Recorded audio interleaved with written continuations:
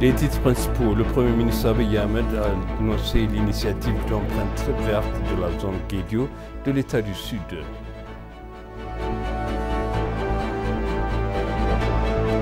Le PNUD saluera la promotion des énergies renouvelables de la Chine en Éthiopie.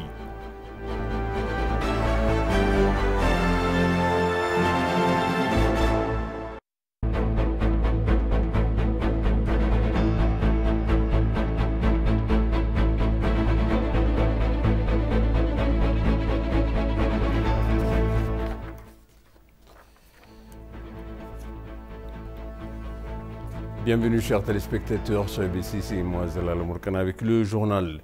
Le Premier ministre Abiy Ahmed a exhorté les citoyens à préserver leur paix avec l'initiative de l'empreinte verte. La remarque a été faite lors du lancement de la deuxième phase de l'initiative d'empreinte verte par le Premier ministre de la zone Guédio de l'État des nationalités et peuples du Sud. Le Premier ministre a lancé la deuxième phase de l'initiative dans l'État des nations, nationalités et du peuple du Sud, dans les zones toujours vertes de Guédion. Il convient de rappeler que le Premier ministre Abiy Ahmed a lancé le mois dernier la deuxième phase de l'initiative de l'empreinte verte dans l'État d'Afar sous le thème « Plantons notre avenir aujourd'hui ».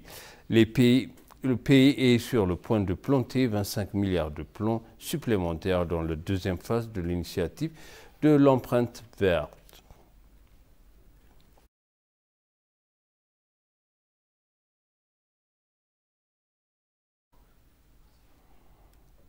Par ailleurs, le Premier ministre Abiy Ahmed a posé la première pierre de la construction de la station de conférence d'Arba Minch. Le complexe sera construit sur 120 hectares de terrain dans un cadre pittoresque surplombant le lac Abay. Suite aux initiatives de la développement du secteur touristique Gabata, le Shaggar et le Gabata le Hagar, le gouvernement a commencé à concevoir le projet phare Un dîner pour les générations dans le but de développer 8 destinations touristiques à l'échelle nationale.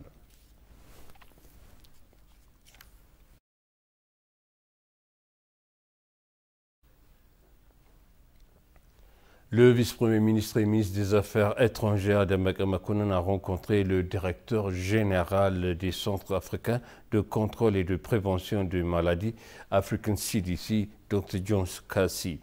À l'occasion, Demeke a confirmé que le gouvernement éthiopien apportera le soutien nécessaire aux centres basés à Addis Abeba pour résoudre les problèmes de santé en Afrique.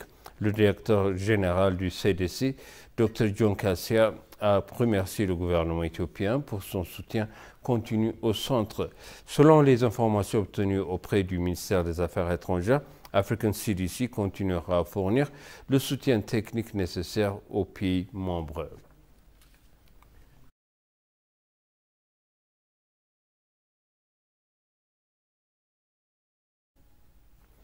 La délégation de la diplomatie publique éthio-djiboutienne qui est arrivée à Dire Dawa a planté des arbres. En tant que voisinage, nous chérissons nos amitiés que nous avons construites au fil des ans et nous espérons les approfondir dans les années à venir, a noté l'ambassadeur d'Éthiopie à Djibouti, Brahanu Tsagay. Le voyage de diplomatie public éthio-djiboutien en Éthiopie vise à renforcer les relations peuple et peuple, les échanges culturels et à promouvoir l'intégration régionale. L'initiative de l'empreinte verte lancée par le Premier ministre Abiy Ahmed vise à lutter contre la déforestation et à promouvoir les reboisements en plantant des milliards d'arbres à travers le pays.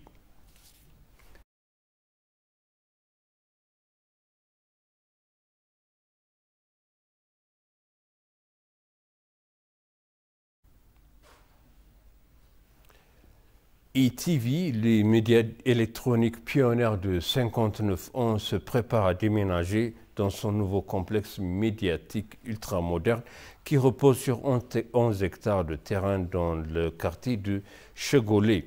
Constitué par par moins de 5 chaînes de télévision et 3 chaînes de radio coupées à une plateforme de cybermédias influente, EBC s'efforce activement à s'atteindre un plus grand nombre de publics, non seulement dans la nation de la Corne de l'Afrique, mais également sur le continent. EBC a progressé à travers les générations en maintenant sa qualité et son statut de source d'information la plus fiable, selon Abainer Zodou, responsable de la marque et de communication mondiale. Une exposition consacrée à la création de EBC a été inaugurée en présence du président de la Chambre de fédération, Agnew Tsechager, ainsi que plusieurs hauts responsables des médias de diverses maisons de presse.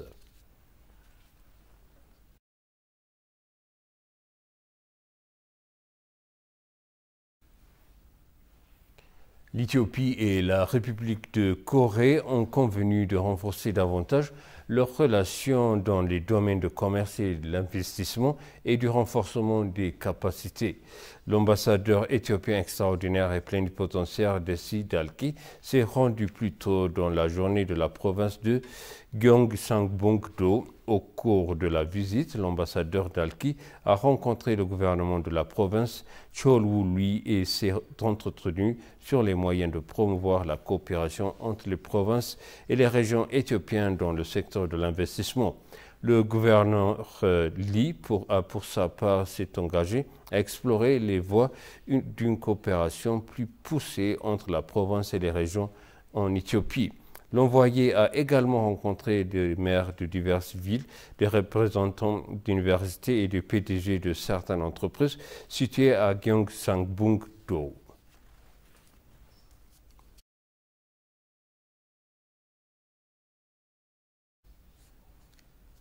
Le programme des Nations Unies pour le développement PNUD affirme que son partenaire avec la Chine a contribué à promouvoir des énergies renouvelables abordables dans les pays du Sud. Le PNUD a lancé un projet d'Éthiopie qui vise à élargir l'accès aux énergies renouvelables. CGTN rapporte que l'agence du chef du FILS des Nations Unies pour le développement international intensifie des efforts pour soutenir des projets innovants d'énergie renouvelable en Éthiopie. Torori a également noté que le projet a été mis en œuvre sur la base des progrès technologiques de la Chine, en particulier à réaliser les dernières années dans le secteur du développement des énergies renouvelables. L'Éthiopie met actuellement en œuvre un plan de développement décennal qui énonce un engagement de faveur à l'accès universel à une énergie propre, fiable et abordable d'ici 2030. Il a noté que le partenariat unique est en train de constituer un masque critique d'experts capables de gérer et de soutenir des initiatives similaires à l'avenir. Notons que le projet devrait bénéficier jusqu'à 50 000 ménages en Éthiopie une fois qu'il sera entièrement achevé, a déclaré Torori.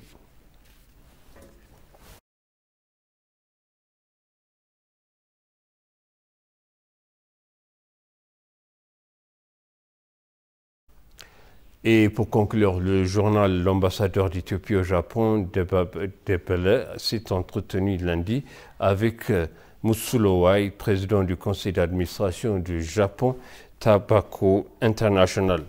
L'ambassadeur Debele a expliqué que les potentiels commerciaux de l'Éthiopie et un environnement commerciaux favorables de créer à la suite des nouvelles réformes économiques. Mutsulo pour sa part, a déclaré que l'Éthiopie est une importante destination d'investissement en Afrique.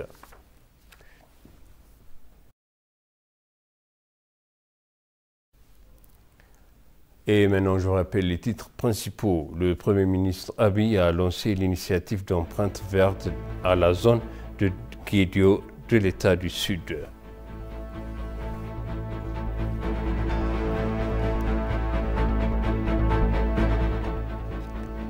Le PNUD a salué la promotion des énergies renouvelables de la Chine en Éthiopie. Chers téléspectateurs, ainsi s'achève le journal. C'était moi, Zalala Morkana, avec vous et je vous souhaite une bonne suite de programme.